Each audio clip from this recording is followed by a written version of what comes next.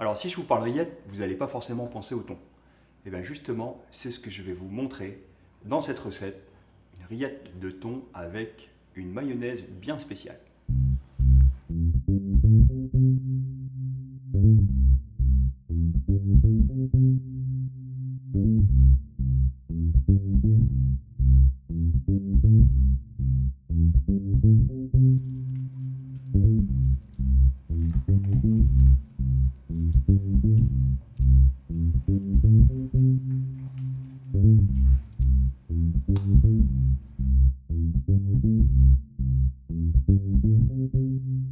Il nous reste à peu près 1,5 kg de chair de poisson, okay, qui allait partir à la poubelle.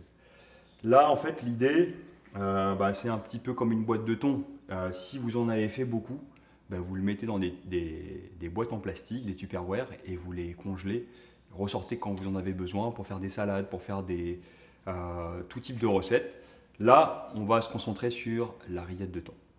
Donc, il faut bien l'émietter de telle manière à ce qu'on ait une rillette de thon onctueuse. En faisant ça, vous profitez aussi de regarder si vous n'avez pas laissé une arête, une écaille. Alors, c'est aussi plus simple de le travailler quand c'est tiède. Une fois que ça a refroidi, en fait, ça se gélatinise et vous aurez beaucoup plus de mal à les feuiller.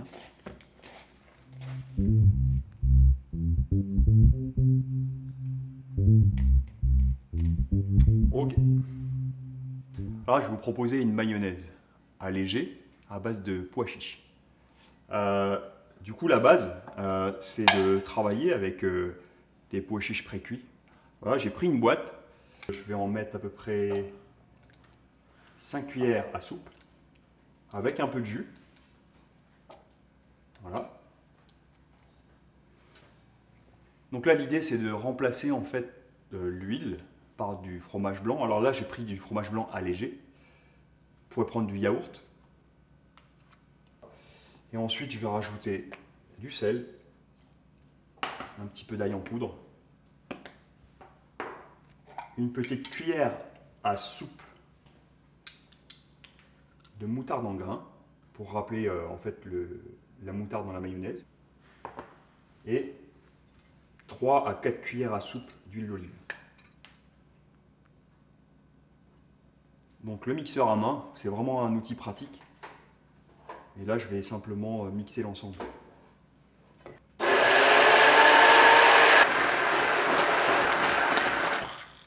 Voilà, à ce stade-là, on commence à avoir la consistance d'une mayonnaise.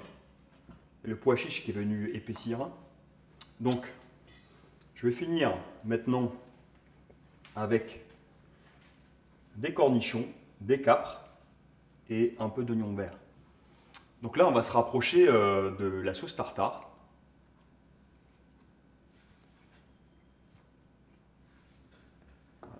Je peux redonner un petit coup de mixeur sans trop abîmer le mélange.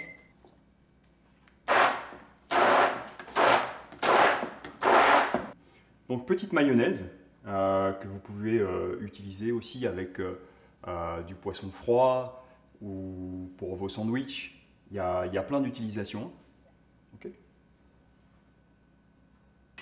Ok, on fait l'assemblage.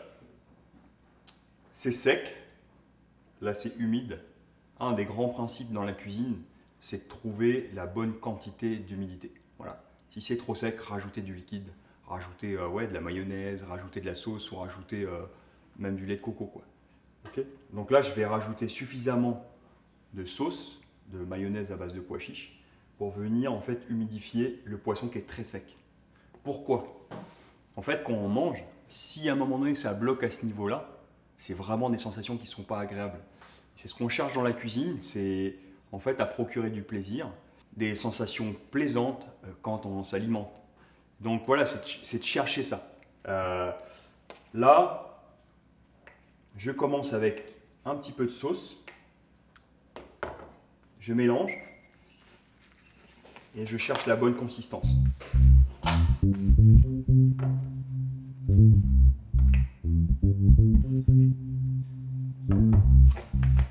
C'est toujours progressif, hein. Je ne vais pas dire que c'est une recette anti-gaspi, mais presque.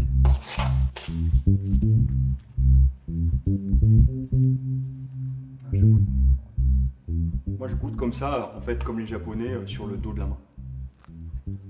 Comme ça mes doigts restent propres. Ce que je vous propose, souvent en apéritif on ne sait pas quoi faire. Ben là je vais faire des petites endives farcies. Donc ça pèse presque rien. Hein. Et l'idée voilà, c'est d'avoir ce qu'on appelle le finger food, des amuse-bouches qu'on peut manger avec les doigts. La petite partie technique c'est de faire les quenelles. Donc l'idée c'est d'en prendre suffisamment. Et là en fait on va faire tourner les cuillères en brossant un peu la quenelle. Là.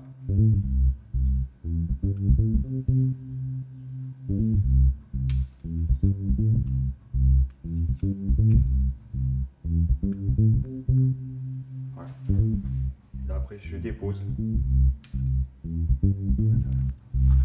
Bon, si vous rajoutez de la chair de langouste, de la chair de crabe, quelques crevettes, ça prendra une autre dimension. En tout cas voilà, c'est quand même une recette qui coûte pas cher.